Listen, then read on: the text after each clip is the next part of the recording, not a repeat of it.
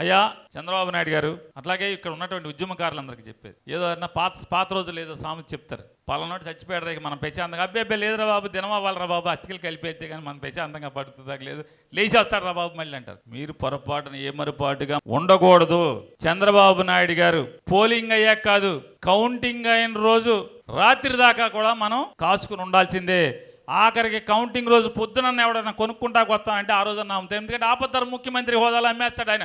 ఇప్పటికే చాలా చేశాడు ఆపద్ధర ముఖ్యమంత్రిగా. 2004లో ఎన్ని అసలు హైదరాబాద్లో ఎన్ని ఆస్తులు అమ్మాడు, పంపకం చేశాడు. ఎప్పుడు ముఖ్యమంత్రి ఆపద్ధర ముఖ్యమంత్రిగా ఉండగా.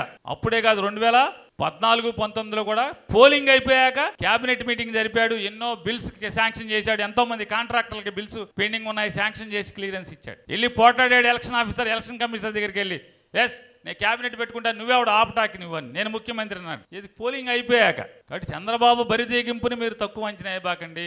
2029 కౌంటింగ్ రోజు సాయంత్రం వరకు కూడా ఈ మెడికల్ కాలేజీల పరిరక్షణ ఉద్యమం అలుపెరగకుండా చేస్తూనే ఉండాలని చెప్పనేది నా మనవిగా మీ అందరికీ విజ్ఞప్తి చేస్తూ